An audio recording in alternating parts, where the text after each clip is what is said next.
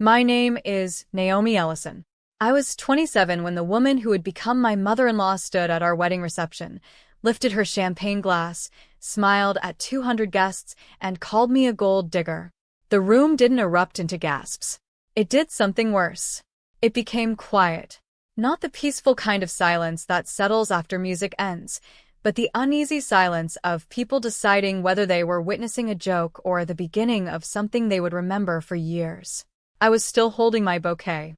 One white rose had begun to wilt around the edges, though I hadn't noticed until that moment. Strange, the details grief chooses to preserve. Across the ballroom, my husband, Ethan, had been thanking one of his college professors. He turned when he heard his mother's voice, confusion crossing his face before the words reached him. "I've always believed," Margaret said with effortless grace, "that every family should protect what generations have built. Some women marry for love. Others." She looked directly at me. "Marry opportunity." A nervous laugh escaped somewhere near the back tables. No one joined in.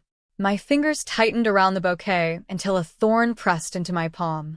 I didn't pull away, because pain, when it's small enough, can help you stay present. Margaret continued, as if she were giving a heartfelt toast. "I've prepared a simple agreement." She lifted a cream-colored envelope. "If Naomi truly loves my son, she'll have no problem signing away any future claim to our family's wealth." A server froze beside the champagne tower. Someone quietly set down their fork. Even the string quartet stopped playing. I looked at the envelope. Heavy paper, embossed seal, prepared long before today. That hurt more than her words. This wasn't an impulsive insult. It was a plan. Months of smiling through dress fittings, cake tastings, family dinners, and bridal showers, while she quietly arranged this public test. I glanced toward Ethan. His face had gone pale. He opened his mouth, then closed it again, caught between the woman who raised him and the woman he had just promised to spend his life with. People often imagine betrayal arriving like thunder. Mine arrived wearing pearls. Margaret stepped closer and extended the envelope. "For everyone's peace of mind," she said softly. Her voice was almost kind. Almost. I accepted it with both hands. The paper felt strangely warm, as though it had been waiting for me. I didn't open it. Not yet. Instead, I looked around the room. At my father, who had quietly saved for years just to help pay for this wedding. At my mother, trying desperately not to cry.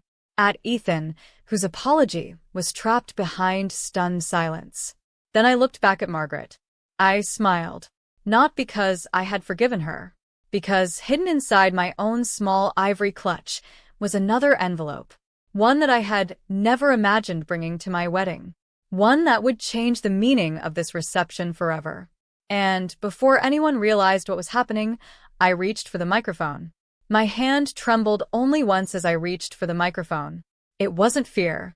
It was the strange realization that life can divide itself into two versions with a single movement. Before the microphone, I was the bride trying to earn acceptance. After it, I would simply be myself. "I'll sign something today," I said quietly, my voice carrying farther than I expected. "But first, I'd like everyone to understand why this envelope exists." No one interrupted. Margaret folded her hands with calm confidence, certain the room already belonged to her. She had always understood appearances.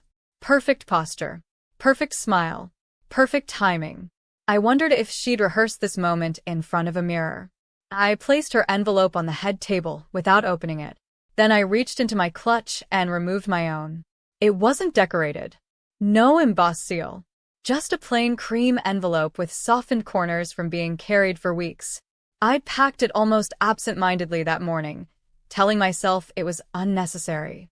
Something inside me had insisted otherwise. Ethan stepped closer. His eyes searched mine.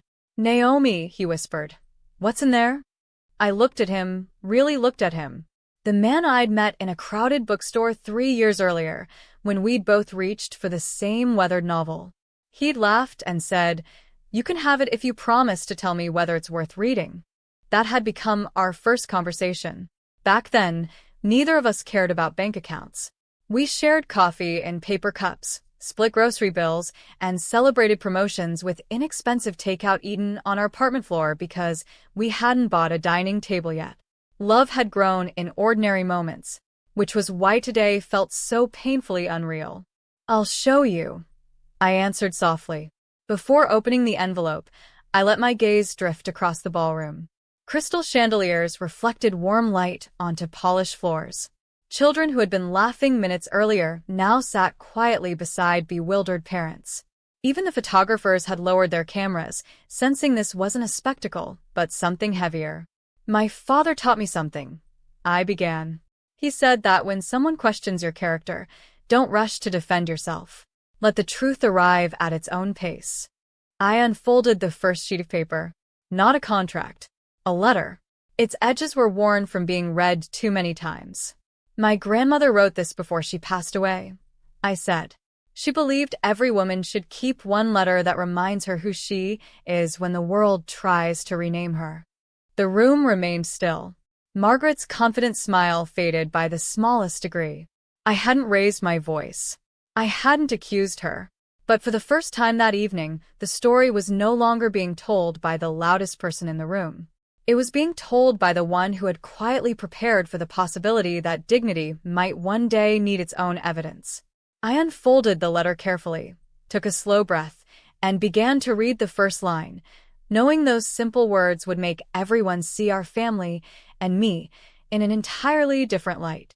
"My dearest Naomi," I read, my voice steadier than I felt.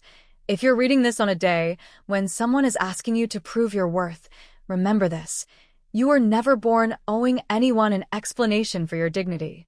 The words settled over the room like falling snow. I hadn't read the letter aloud in years.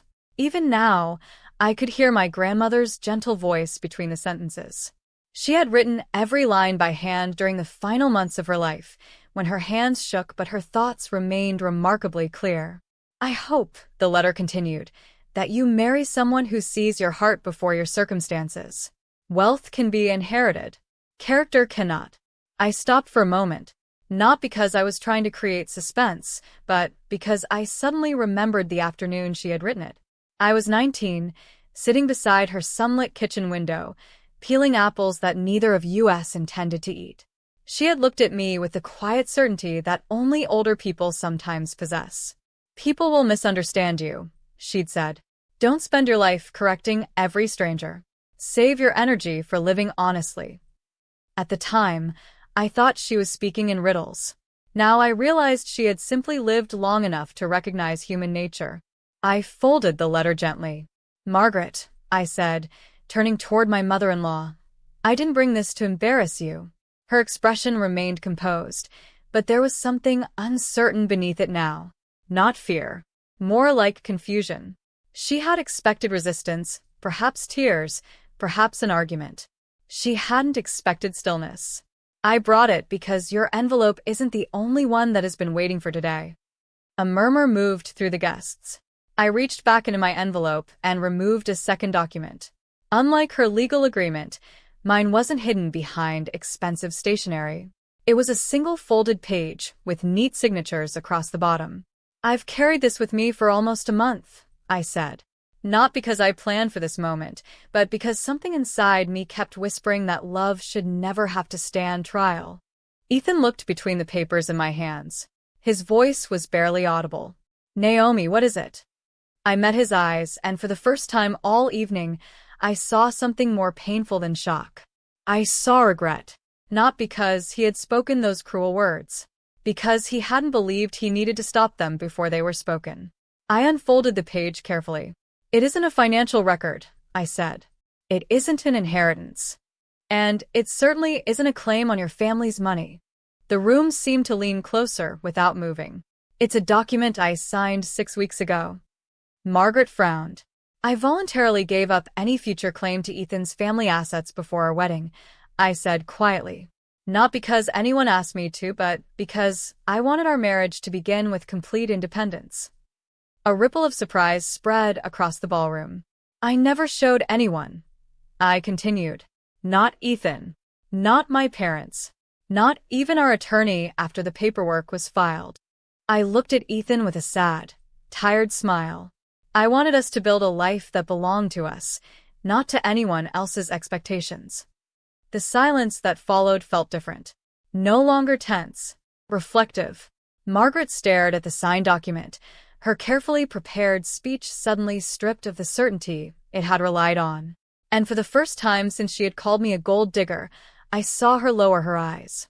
Not in defeat, but as if she were seeing a version of me she had never allowed herself to imagine. No one spoke for several long seconds. It wasn't the uncomfortable silence from earlier. This one felt heavier, as though every person in the room was quietly reconsidering the story they had accepted only minutes before. Margaret looked at the document in my hands, then back at me. "You already signed it?" she asked, her voice softer than before. "Yes." "And no one knew?" I shook my head. It wasn't something I wanted credit for. A memory surfaced unexpectedly. 3 months before the wedding, Ethan and I had been sitting on the floor of our apartment, surrounded by unopened boxes. We'd argued, not about money, but about paint colors for the living room. Halfway through the conversation, he'd laughed and said, "I hope we're still debating silly things when we're 80. That had always been my dream. Not a grand house. Not an impressive last name. Just an ordinary life filled with ordinary disagreements that always ended with kindness." Somewhere along the way, that simple dream had become tangled in assumptions I hadn't even known existed. Margaret cleared her throat. "If that's true," she said carefully, "why didn't you tell us?" I thought about the question before answering. "Because love isn't strongest when it's announced," I replied. "Sometimes it's strongest when it's quietly practiced." My father lowered his eyes, wiping them with the corner of his napkin. My mother reached for his hand beneath the table. I realized they weren't crying because I had defended myself. They were crying because they finally understood why I had stayed so calm. The document had never been my weapon. It had been my peace of mind. Ethan stepped forward until we were only inches apart. "I failed you," he whispered. The words landed harder than any apology I could have imagined. I searched his face. He looked exhausted, as though the last 20 minutes had forced him to meet a version of himself he didn't particularly like. I should have stopped this before it started. I didn't answer immediately. Some hurts aren't healed by hearing the right sentence. They're healed by watching someone live differently afterward. "I know," I finally said. Those 2 words carried sadness, disappointment, and a small, cautious hope. Margaret watched us in silence. For the first time since I'd known her, she wasn't trying to control the room. She wasn't preparing another speech. She simply looked uncertain. Then she reached into her handbag and slowly removed something I had never expected to see. It was an old photograph. The edges were faded from years of being handled. She stared at it for a long moment before looking up at me. "I think," she said quietly, "there's something about me that none of you knows." And suddenly, the evening stopped being about my character and began revealing the hidden fear that had shaped hers for decades. Margaret held the photograph so carefully that I wondered if it might crumble between her fingers. "I was 24, she began, her voice quieter than I had ever heard it. "Only a little younger than you are now." She turned the photograph toward us.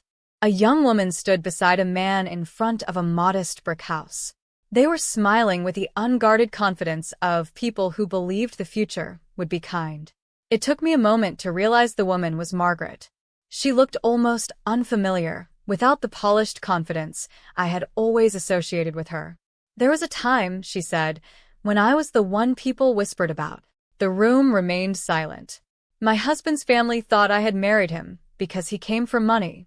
They smiled to my face and questioned my motives behind my back. I felt my grip on the microphone loosen. "I spent years trying to prove I belonged," she continued. "Every gift I refused, every holiday I hosted, every sacrifice I made, it was never enough." She let out a slow breath. "When my father-in-law finally accepted me, he said something I've never forgotten." She paused. "Once you've been betrayed," he told me, "you'll spend the rest of your life looking for betrayal, even where it doesn't exist." Margaret looked directly at me. I promised myself I'd never let anyone take advantage of my family. For the first time, I understood something that had confused me for years. She hadn't been testing my honesty. She had been protecting herself from a memory. That realization didn't erase the pain she had caused, but it changed its shape. Pain passed from one generation to another often disguises itself as caution. Ethan stepped beside his mother. "Mom," he said gently, "protecting us shouldn't have meant hurting Naomi." Margaret closed her eyes. I know. Those two words sounded different from mine. Mine had carried disappointment. Hers carried regret. She turned back to me. "I've spent so many years making sure no one could deceive this family." She glanced at the photograph. I never noticed I had become the very person who once made me feel unwelcome. The admission settled over the room with surprising gentleness. Nobody applauded. Nobody spoke. There was nothing to celebrate. Only something difficult finally being acknowledged. I looked down at the unopened envelope she had handed me earlier. For a moment, it seemed far less important than the photograph still resting in her hands. One contained suspicion. The other contained a memory. And memories, I was beginning to realize, often have a stronger grip on people than truth itself. I bent down, picked up her envelope, and slowly slid my finger beneath the seal. If we were finally going to understand one another, then every hidden page deserved to be read. The paper inside the envelope slid into my hands with a quiet rustle that somehow sounded louder than the conversations we'd all been avoiding. I expected pages filled with legal clauses. Instead, there was only one agreement attached to a handwritten note. The contract was exactly what Margaret had described, a document stating that I would never make a financial claim against the family's inherited assets. It was formal, carefully prepared, and signed only by the attorney who had drafted it. The note behind it was different. The handwriting wasn't polished. It leaned slightly to the right, as if written by someone who had started confidently and then hesitated. "If you're reading this," it began, "I truly hope I've misjudged you." I looked up. Margaret lowered her eyes. "I wrote that after meeting with the lawyer," she admitted. I couldn't bring myself to throw it away. I continued reading. "If you're kind, this letter will become the thing I'm most ashamed of. If you're dishonest, it will become the thing I needed." My chest tightened. It wasn't the note of someone eager to hurt another person. It was the note of someone who had convinced herself that mistrust was the safest form of love. I folded the paper carefully. "I appreciate your honesty now," I said. "But honesty offered after a wound doesn't erase the wound." She nodded. "I know." Again, there was no defense. No excuses. Only acceptance. Ethan reached for my hand. This time, I let him. His fingers were warm, but they carried a slight tremble. "I kept thinking," he said quietly, "that if I stayed silent, everyone would calm down on their own." I gave a faint smile. Silence rarely protects the person standing alone. His eyes filled with regret. "I understand that now." For a long moment, neither of us spoke. The ballroom no longer felt like a stage. It felt like a family room where difficult truths had finally found enough courage to sit beside one another. The string quartet, sensing the tension had softened, began playing again, slowly, almost cautiously. The familiar melody drifted through the room. People returned to their seats. Servers quietly resumed carrying plates. Life, in its gentle way, was moving again. I looked at the unopened champagne glass that had remained untouched since the toast. Hours earlier, I had imagined this wedding would be remembered for a public accusation. Now I wondered if it would instead be remembered for something quieter. Not the moment trust was broken, but the moment everyone realized it had to be rebuilt deliberately, one honest conversation at a time. Margaret took a careful step toward me. "There is one last thing I'd like to ask," she said. "It isn't about the contract. It isn't about money." She paused, her voice almost breaking. "It's about whether our family still has a chance to begin again." Her question lingered between us longer than any accusation had. Not because it was difficult to answer, but because I had spent years believing forgiveness arrived all at once. Standing there, surrounded by half-finished meals and cooling cups of coffee, I realized it rarely does. It arrives in smaller choices. The choice to listen. The choice to stop assuming. The choice to leave the door open without pretending the hurt never happened. I looked at Margaret for a long moment. The woman before me wasn't the same one who had stood with a microphone 20 minutes earlier.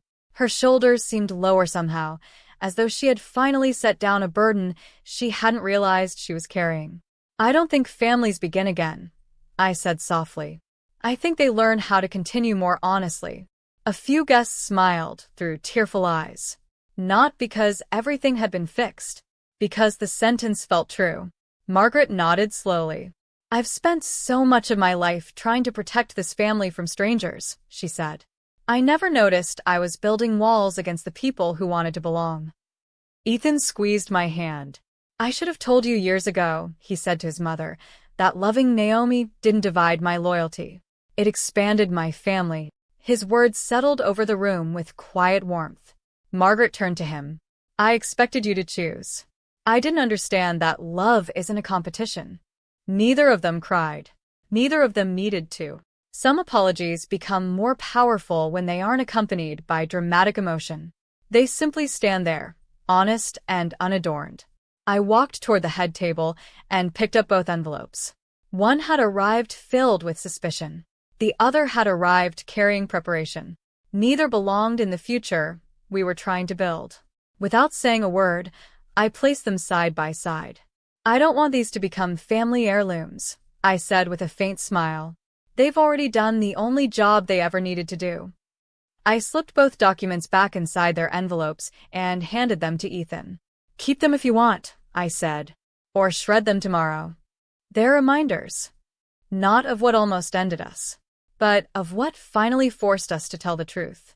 The wedding coordinator approached carefully, unsure whether to interrupt. "The cake," she whispered. "Would you still like to cut it?" I looked around the ballroom.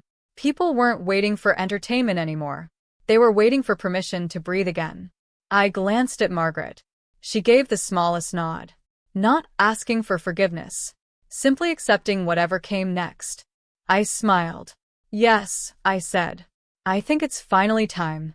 As Ethan and I walked toward the cake, the applause that followed wasn't loud or triumphant. It was gentle, the kind of applause people offer when they've witnessed not a victory over someone else, but a quiet victory over fear itself. Months have passed since our wedding, and when I think about that evening now, I don't remember the accusation first. I remember the silence that followed it. Not because it was empty, but because it became the place where all of us finally stopped performing the roles we'd inherited. The ballroom has long since been cleared. The flowers have faded. The photographs sit in an album on our bookshelf, their glossy pages unable to capture the weight of what happened between the smiles. Sometimes Ethan and I look through them together. We laugh about his crooked bow tie. We remember my father dancing with my mother after insisting he didn't dance. And every now and then, we pause at the picture taken just before the reception. The one where Margaret is adjusting my veil. For years, I would have looked at that photograph and wondered if her smile had been genuine. Now I see something different. I see a woman carrying fears she had mistaken for wisdom. Healing didn't happen overnight. It happened in ordinary moments. Margaret began inviting me for coffee, not to impress anyone, but simply to talk. The first few conversations were careful. We discussed recipes, books, and the tomatoes she could never seem to grow successfully. Then, little by little, we talked about harder things. She told me stories about the young woman in the faded photograph. I told her about my grandmother's letters and how they had shaped the way I measured my own worth. Neither of us tried to erase the wedding day. We treated it the way people treat an old scar. Not something to hide, not something to reopen. Just evidence that healing had taken place. One rainy afternoon, nearly 6 months after the wedding, Margaret handed me a small wooden box. "I've been deciding what to do with this," she said. Inside were family keepsakes, old recipes written in careful handwriting, black and white photographs, birthday cards, tiny heirlooms that had no financial value but carried decades of memory. "I used to think these belonged only to people born into the family," she said quietly. She smiled, and this time there was no uncertainty behind it. "I know better now." I didn't thank her immediately. Some gifts deserve silence before words. I simply held the box, feeling its smooth edges beneath my fingertips, and realized she wasn't giving me objects. She was offering trust. Later that evening, I found my grandmother's letter tucked safely beside those keepsakes. Not because it belonged there, because I wanted the two stories to rest together. One reminding me never to surrender my dignity. The other reminding me that people can become more than the fears they inherit. Every family passes something from one generation to the next. Sometimes it's a recipe. Sometimes it's a tradition. Sometimes, without meaning to, it's suspicion. What we choose to pass on after that is where our real inheritance begins. If our future children ever ask about the wedding, I won't tell them it was the day their grandmother called me a gold digger. I'll tell them it was the day our family learned that love isn't proven by contracts, applause, or public declarations.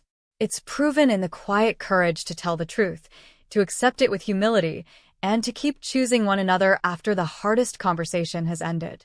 And whenever I open that wooden box, the scent of aged paper and polished cedar reminds me of something my grandmother understood long before I did. The richest families are not the ones that guard their wealth most fiercely. They're the ones that learn, however imperfectly, to protect each other's humanity. That, more than anything written on paper, became the real promise of our wedding day. If this story stayed with you, perhaps it's because we've all faced moments when we were misunderstood or judged before anyone truly knew our hearts. Real strength isn't found in winning against others.